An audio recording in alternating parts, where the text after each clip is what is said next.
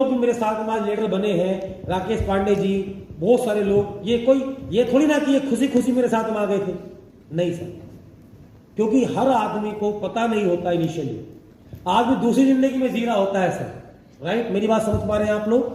समझ पा रहे हैं मेरी बात आप लोग? तो कहने का फिर से पॉइंट क्या है कि जब आप किसी को मिलने जाते हो 500 रुपए के लिए, 1000 रुपए के लिए, तो वो मीटिंग का एटीट्यूड आपके लिए दूसरा होता है। और जब आपको पता है कि यार मैं इस बंदे से मिलने जा रहा हूं, इससे मुझे 5 करोड़ रुपए भी आ सकते हैं, तो आप उस मीटिंग में कोई भी लापरवाही नहीं करते हैं।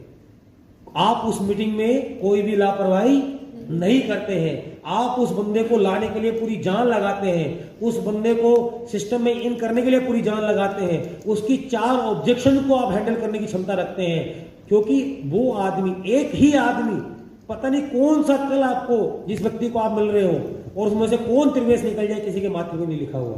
अगर माय डियर फ्रेंड्स ऐसे लिखा होता आज, तो 15 साल मेरे को नेक्स्ट वीक में हो गए, मैं यहां पर खड़े होकर के 2 दिन से गला नहीं फाड़ रहा होता, मैं भी जाया करता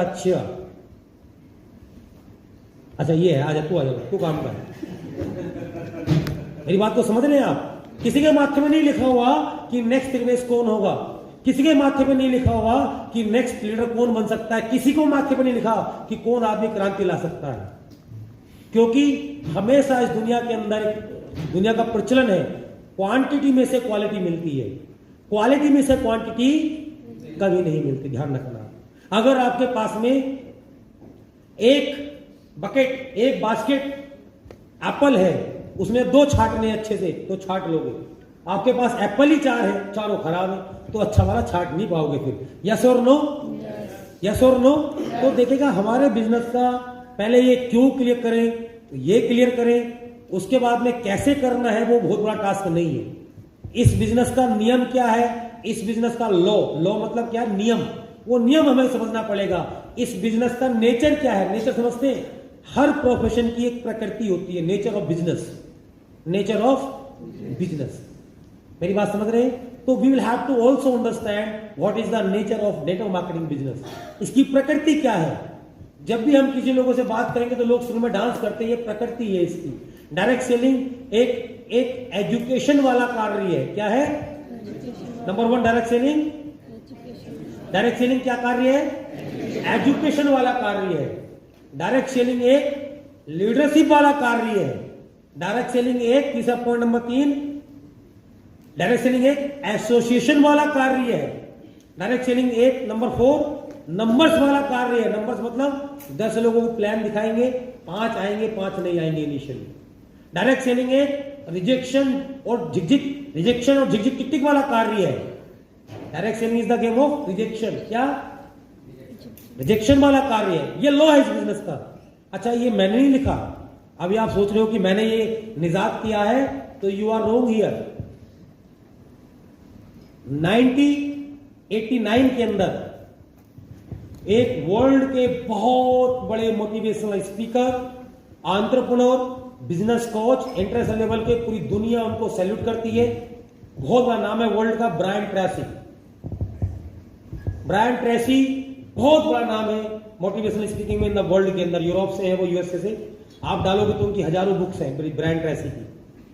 तो ब्रायन ट्रेसी ने 1989 के अंदर डायरेक्ट सेलिंग के 10 स्तंभ बताए थे, 10 basic principle of direct selling, जिसमें से एक क्या बताया था? Direct selling is the game of education.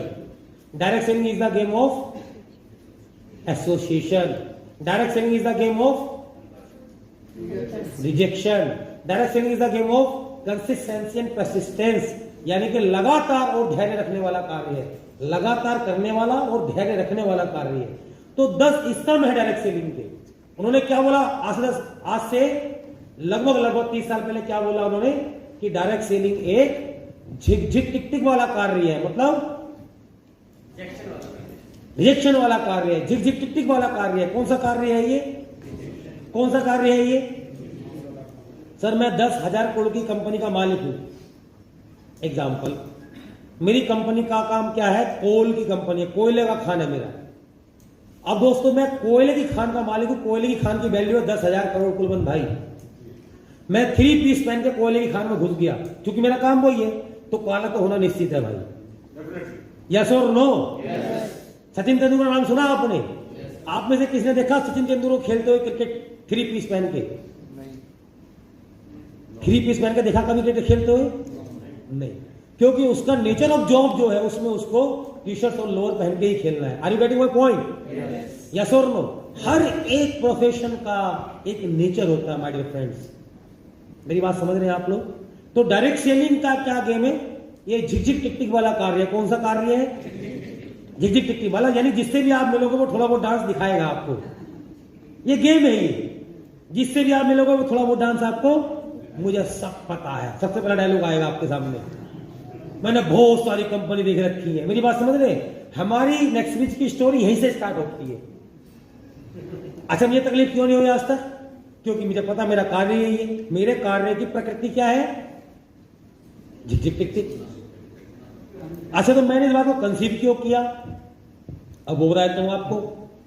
देखो दोस्तों, एक इंसान इंजीनियरिंग करता है। इंजीनियरिंग कुलवंत भाई क्या करता है? इंजीनियरिंग। इंजीनियरिंग करने के लिए वो अपने जीवन के 4 साल लगाता है, हाँ या ना? उस 4 साल के अंदर उसको पढ़ना भी पड़ता है। बिना पढ़े तो इंजीनियर कोई बनता नहीं है। गलत कह रहा हूं, सही कह रहा हूं? पढ़ना पड़ता है।